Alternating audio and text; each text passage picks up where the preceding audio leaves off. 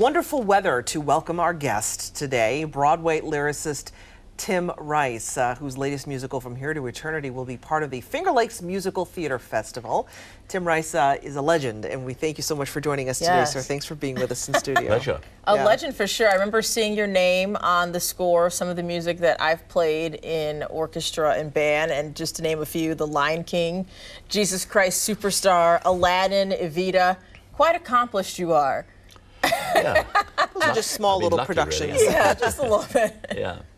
It all began back in 1971 with Jesus Christ Superstar, which nobody wanted to put on. So we made an album. It was the only people who showed any interest in Superstar was a record company. And we made a record of it, a double album. And that was a mega hit, which we didn't expect. And by mistake, we had hit on a way of promoting a show, put out a record first. And I think it was the first time when there'd been a hit score without a hit show. Interesting. And we were hailed as marketing geniuses, but it was all a horrible mistake. But well, the a very music was successful, that good? It was a good record. Yeah. And then we went the more conventional route. This is with Andrew Lloyd Webber, and we then did Joseph and Evita, and then I worked with Bjorn and Benny of ABBA on Chess, and then I did some stuff for Disney with Elton John. So I've had a long career. Yeah. So in your mind, in your estimation, music is such a vital part of the viewer experience when they go see a Broadway performance or anything on stage. Music is part of the sensory experience, if you will. And so, but some of these songs, a lot of them have become hits on their, in their own right. Yes, people know the music even better than they know the performance on stage. I think that's true. When I was a kid, my parents had all the albums of the great shows. I mean, I used to buy Elvis Presley, Chuck Berry, Everly Brothers, then the Beatles and the Stones, but my parents had these show albums, which I loved. But I, strangely, didn't have a great desire to go and see the show. Yeah. I was such a vinyl junkie. I just liked plastic, and I just liked the shape of the albums and the covers. So I very much grew up with records as my #1 music experience. And I think that helped when we did Superstar, because we didn't feel that doing a record was worse. It was just different. Yes. Yeah. And our great knowledge, both Andrew and I had great experience of popular music in those days. And I think we made a very good record, which got us going. Yeah. And Norma mentioned just how big music is a part of the experience. But when you set out to write the score for some of these productions, where do you start, and how do you begin to make this a big deal, big experience for folks? It kind of depends. If it was an idea I had, like Evita, then in a way there was no one to boss me around. You were the boss. Yeah. If it's something when you're kind of a hired hand, like Lion King or Aladdin, which is great to work on, and one has total freedom with what you write, but basically it's if somebody else is running the show, as Disney was with The Lion King. They would say, well, we need songs here, we need this, that, ABC. So it's a bit like being at school. You're told to do a history essay by 5 o'clock. And working to deadlines is often the best way to get something done. You find that? Right. Yeah, I guess if you're basically rather lazy. Well, you have to be somewhat of a self-starter in order to be who you are and to do what you do. Yes, I think Andrew and I got going under our own steam, simply because, like with most people starting out, nobody really wanted to know. It's very difficult to get going, and it seems to me much harder these days. I get an awful lot of people writing to me, both in England and here.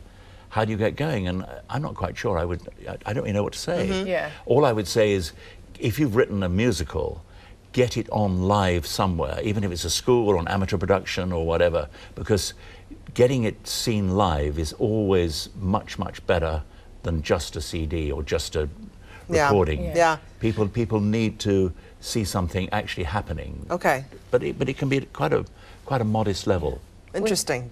Get it going. When you got started, did you envision yourself? Actually, we're gonna, if you could hold that question, right? Because we're gonna take a break. It's time already? It is. It has flown by. We're gonna take one break, and we're gonna come back and continue the conversation with Tim Rice in studio with us next. Stay right there. I'm ready to keep talking. Hold that thought. Conversation Hold continues. that thought.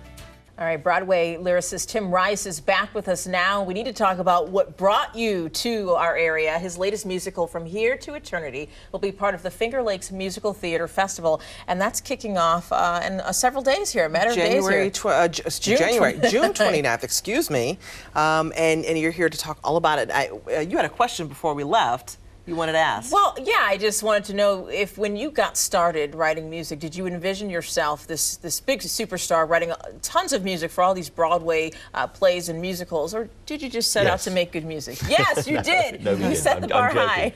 No, you never have a clue. I mean, as I said earlier, when we wrote Superstar, nobody wanted to know it as a show, and we made a record, and that got the whole thing going totally unexpectedly. And I thought I would be a music business executive or something at best, but I was just very lucky. And met the right people. Yeah. And now, but you asked me about From Here to Eternity. I know, and asked about the show because I don't need to plug Superstar anymore. You're still writing. You're still obviously involved in the process, and From Here to Eternity is your latest project. Well, yes, that ran in the West End 2 years ago, and it did okay. It wasn't a mega hit, but it did pretty well. And Brett Smock, who runs the Merry-Go-Round Playhouse and the Finger Lakes Music Festival, saw it in London and said he was desperate to do it over here. And we worked with Brett in London, discussed it all. He told us all about this wonderful theatre up here. And this is what's happened. And we've got a great cast. We came over to audition in New York about 3 or 4 months ago. And it's just about to open. And it's very exciting because this is the American premiere of this brand new musical. And let's think about this. It's the American premiere in a part of New York State that is otherwise can be sleepy, okay? It's not very sleepy, beautiful. it's beautiful, and it's bucolic, it's very lovely. And you know, it's here, and it's in the Finger Lakes region of New York State, which we're so proud of. How privileged are we? Yeah, we're so privileged. Well, we're very lucky. We're having a great time because the composer, Stuart Brayson, an Englishman, there's my son Donald, who's done the book. There's the whole team of us come up to this beautiful part of the world that we didn't know. It's absolutely fantastic. Plus, the theatre and the cast and the people backstage running it are up to West End or Broadway standards. They're passionate, they're so aren't they? professional. So passionate. Yep, no, it's been an extraordinary experience, and we've only got a week to go before we open, but I think it'll be all right.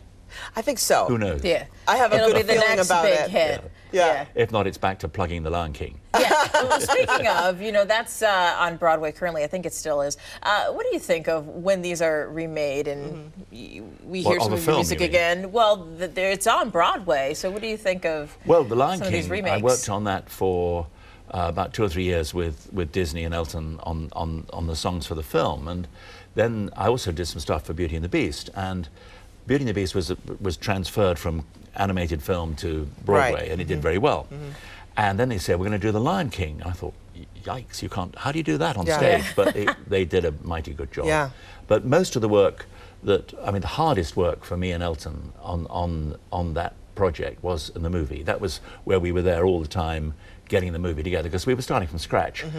I mean, the show is brilliant, but they were building on a very successful movie and a very successful record. Well, you know, But the it's a great choreographer show. is from our area, Garth Fagan. Oh, so right. we're just Garth is fantastic. this is and Judy Taymor did we a great, love our art and our music and, our dance. I didn't know. Well, Garth comes from around here, does he? Yes. Yeah. What is your favorite song, I guess? What, one of mine? Yeah. Or, it Can varies. you choose one? Like, which is your favorite child? Exactly. Yeah, I mean, it's usually the one I haven't heard for the longest time. Yeah. Because you get, I mean, sometimes a song that gets played an awful lot, where I'm very grateful, you sort of think, well, I'm getting a little bit fed up with it. But then if you can listen to it occasionally with fresh ears, you can see, well, maybe that was okay, maybe it was a good song. So you do listen to music with fresh ears after... Well, I try to. It's very difficult. I would never play my own stuff in the car. But I tend to play old rock and roll and stuff, obscure albums from the 60s. Buffalo Springfield's greatest hits or something. What an honor to have you in our studio. Yeah. It really is. Well, I can stay another hour if you like. Oh my Sure. goodness. Well, there's Be our guest. You know I'll do the traffic. See what I did there? By Be the our way, guest. the traffic. Actually, the drivers, God, some of those trucks. I'd like to warn everybody out there that be careful on the roads today. There's a lot of big trucks around. Oh, yeah. Well, we wish you the best of luck with From Here to Eternity. Yeah. Thank you very Would you much. say? Would you read what's on the screen right now, sir? Local headlines are coming up next. Is this? All day?